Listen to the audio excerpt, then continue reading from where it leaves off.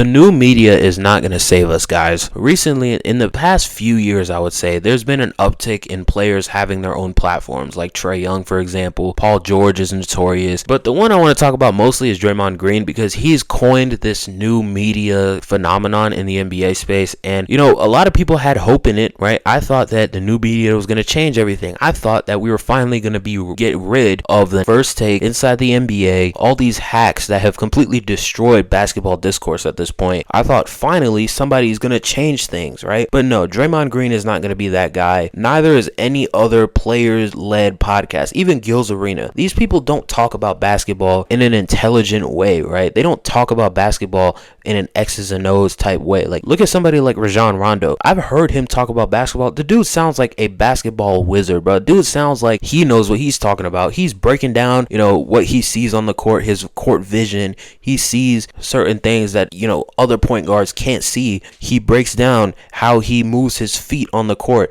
how he gets to his certain spots, how he can break down a defense, right? Rajon Rondo, he explained these things in detail. I've heard him do it before. JJ Redick, another example of positive basketball discourse, right? And even if you want JJ to get in his narrative bag, he can do that too. But, you know, the Draymond Greens of the world, the Paul Georges of the world, especially Paul George is the most egregious one. The Trae Youngs, I don't even know if Trae Young is still doing his podcast. I think he quit it, but for the sake of this video, I'll include him too, because why not? These people aren't going to save the basketball space, right? They're not going to replace people like Stephen A. Smith. It's not going to happen. And these people go hand in hand with the first takes of the world, right? Because they're all narrative driven. You know, when they talk about the NBA, they talk about it from like a hooper perspective, which goes hand in hand with what ESPN First Take does. And I'm not necessarily saying that I just want full X's and O's basketball to dominate my feed, but what I'm saying is I don't like the clip farming aspect of it, right? One of the things I hate about Twitch, right, is the clip farming. I hate people who clip farm, and it's so obvious at this point. They don't even try and hide it. The same thing goes on in the NBA space. People like Stephen A, people like Shannon Sharp, you know, when Shannon does his old OKC, or not OKC, Phoenix Sun, Caprice Sun, the Sun's about to, when he does that, yeah, it's entertaining, but it's clip farmy. You know, it's very clip farmy, and overall it's very bad for the discourse part of the NBA, right? Because Shannon Sharp, it's very obvious that he has like very casual levels of basketball knowledge, right? So the fact that we are looking at him as like a reliable source of basketball talking points, or just like a reliable, you know, analyst, if you will, right? Because I feel like I throw that word around very, very loosely. It's troubling that we look at him as a reliable source of anything that's not entertainment, right? Not to diss Shannon Sharp, but like, I like Shannon Sharp too, but let's be honest, he's not that knowledgeable on the game. But the main reason why I wanted to make this specific video and not, you know, talk about something more important is because of Draymond Green. You know, Draymond Green, he said on his podcast recently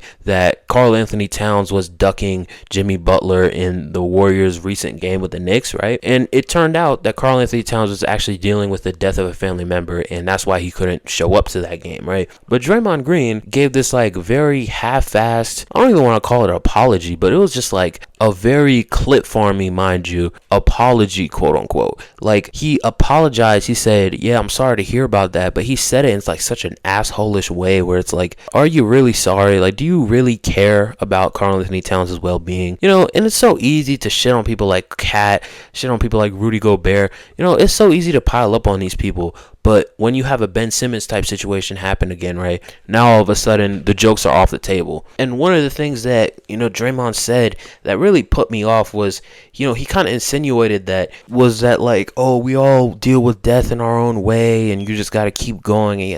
And it's just like, bro, I thought we were trying to move away from this kind of like mentality where it's just like, oh, like, I'm just gonna bottle everything up and I'm just gonna put my head down and go to work. Like, I thought Draymond was against all of that, but now all of a sudden he's telling Cat, like, essentially what I got from it, he's telling Cat, you know, at the end of the day, you were still ducking him.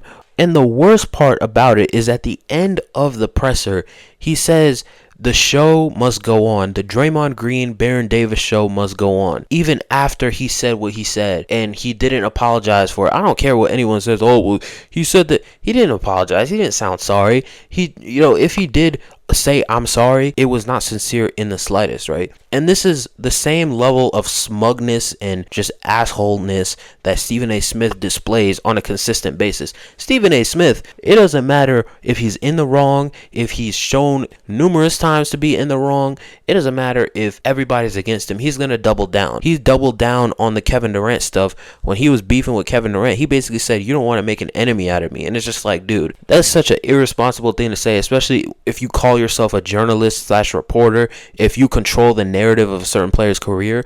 That's such an irresponsible way to go about it. But he doesn't care because he's Stephen A. Smith. Like, what are you going to do? Stephen A. is getting paid millions. He got like a massive lucrative contract with ESPN. So obviously all the clip farming and everything that he's been doing for the past decade, honestly, it's gonna keep going on. Why fix it if it's not broken? You know what I mean? And Draymond, once he retires, he's gonna go down the same path. Anything for views, anything he can do to generate talk around him and his podcast, he's gonna do it. He's gonna start beefs with players. Like, Draymond, he's already such a controversial player. It's gonna get worse when he retires, because he's gonna start talking so negatively about the modern game. He's gonna turn into Shaquille O'Neal. He's gonna turn into Charles Barkley. He's gonna turn into these old heads who can't move past the 90s, right? They complain, oh, they're shooting too many threes, all the yada yada. Imagine what Draymond's gonna say. And obviously, this doesn't apply to every single player-led podcast. Like, JJ Redick's podcast is one of the best podcasts if you're an actual NBA fan and you want to see actual analysis. I would suggest checking out the Mind the Game podcast with LeBron. Old Man in the Three, phenomenal listen if you're a real NBA fan. And obviously, I'm not trying to gatekeep, right? I understand, casuals exist. I understand that not everybody's a freaking nerd like me, right? I understand that. But at the end of the day, it's just like, we need to actually take a stand. I don't want to sound too preachy when I'm saying this, but like, we need to actually change the way that we talk about the basketball as a sport, and we also need to change the way that we look at the game, right? And we just need better people to cover it. It's as simple as that. But the overall point I'm making in this video is that the new media is not going to save us. Draymond Green's podcast is not going to save us, unfortunately.